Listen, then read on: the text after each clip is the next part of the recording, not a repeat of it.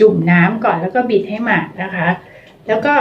ไปใช้น้ำมันมะพร้าวเนี่ยกดน้ำมันมะพร้าวมาแล้วก็ถูให้ทั่วเลยตา1 2 3ชืบ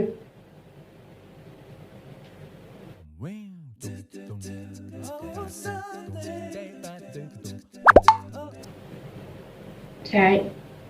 ด้านในเช็ดปากด้วยคราวนี้ไปได้อันเขียวๆพี่อ้อใช้อะไรแล้วหน้าใสขึ้นจังเลยอ่ะเปลี่ยนครีมหรือเปล่าพี่ใช้อันเขียวๆไปเอาเลยพี่ใช้อันเขียวๆไปเอาเลย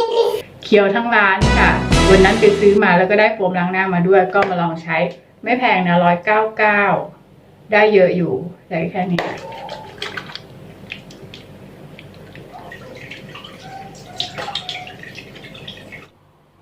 อาบน้ำเสร็จแล้วนะคะคลีนซิ่งด้วยน้ำมันมะพร้าวนะคะแล้วก็ใช้โฟมล้างหน้าอันนี้คือตัวที่พี่อ้อพูดถึงนะคะครูแหม่มไปเจอพี่อ้อแล้วพี่อ้อหน้าเปลี่ยนไปเยอะมากหน้าใสหน้าเด็กหน้าผ่องเลยนะขาวเลยอ่ะขาวแบ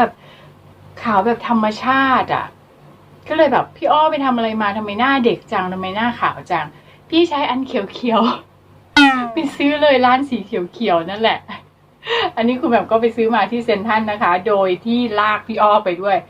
วยกันเลยมันเขียวทั้งร้านผลิตภัณฑ์เขาเขียวทั้งร้านนะคะก็คือตัวนี้นะคะเป็นว่านหางจระเข้เนาะ 92% เดี๋ยวจะแท็กชื่อร้านให้นะคะก็ตัวนี้ใช้ทั้งทาตัวแล้วก็ทาหน้าได้เลยกระปุกนี้นะคะ230 บาทถ้าซื้อแยกถ้าซื้อ3 กระปุกเนี่ยกระปุกละ200 บาทค่ะก็ซื้อด้วยกันหารกันดูเนื้อครีมของเขานะนี่เป็นแบบนี้เป็นเจลเย็นๆถ้าเอาไปแช่ตู้เย็นเนาะแล้วก็ใช้ก็จะทำให้รู้สึกว่าผิวอะทำให้รูขุมขนกระชับนะแต่จริงๆครูแหม่มรูขุมขนกระชับอยู่แล้วเพราะว่าใช้น้ำมันมะพร้าวเนาะแต่ว่าก็อยากได้ตัวนี้มาเสริมอีกอะกิจกรรมของพี่อ้อคือตื่นเช้าค่ะตื่นตี 4:30ไปวิ่งตี 5ถ้าคออย่าลืมคอจะได้ไม่เหี่ยวเนื้อครีมเขาจะนุบเป็นน้ำเนี่ยนุบแน่เห็นไหมแต่แป๊บเดียวเขาก็แห้งแล้วค่ะทาแบบนี้แหละทาให้ชุ่มๆครูแหม่มทาทั้งเช้าทั้งเย็นเลยตัวนี้ใช้แล้วหน้าเขาจะเป็นเงาโกลอ่ะก็เลยชอบหน้าเงาไม่ใช่หน้ามันนะแยกกันให้ออกแล้วก็ทาผิวไปเลยทาผิวแบบนี้นะนี่ทากลิ่นอ่อนๆละมุนคล้ายๆว่านหางจระเข้ผสมกับแตงกวากลิ่นเย็นๆอ่อนๆถ้าใครสนใจอยากจะลองใช้ดูนะคะถ้าใครเพราะว่าบางคนก็จะแพ้น้ำมันมะพร้าวใช่ไหมตัวเนี้ยเป็นว่านหางจระเข้ครูแหม่มว่าก็โอเคนะคะแล้วก็ตัวนี้หาซื้อได้ที่บูธวัดสันแล้วก็ร้านของเขาเองนะคะร้านเดี๋ยวพิมพ์ชื่อไว้ให้เพราะว่าตอนนี้ไม่ได้ใส่แว่นตามองไม่เห็นนะคะแล้วก็จำชื่อร้านไม่ได้เพราะพี่อ้อแบบว่ามีคำพูดสิงหัวข้าพเจ้ามากร้านเขียวร้านเขียวพี่ชายเขียวไปเอาเลย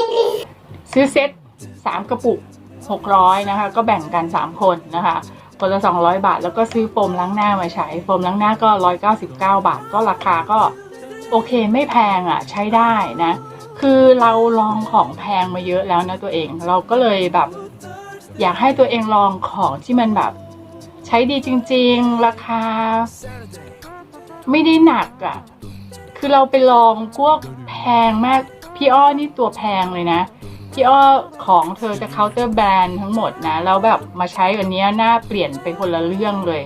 ไม่งั้นไม่เอามาให้ดูไม่งั้นไม่เอามารีวิวแน่นอนนะคะแต่ว่าก็ต้องลองดูก่อนนะว่าใครแพ้หรือเปล่าเนาะเหมือนน้ำมันมะพร้าวที่ครูแหม่มใช้แล้วหน้ามันรูขุมขนกระชับขึ้นนะคะหน้าขาวขึ้นอะไรอย่างเงี้ยแต่บางคนก็แพ้นะคะก็ลองที่ท้องแขนก่อนก็ได้นะคะ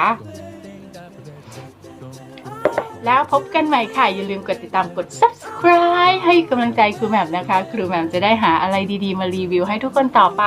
นะคะกดกระดิ่งด้วยนะเดี๋ยวจะพลาดคลิปดีๆสำคัญนะจ๊ะ อย่าลืมล่ะใครมีเคล็ดลับอะไรดีๆมาบอกครูแหม่มด้วยนะคะบ๊ายบาย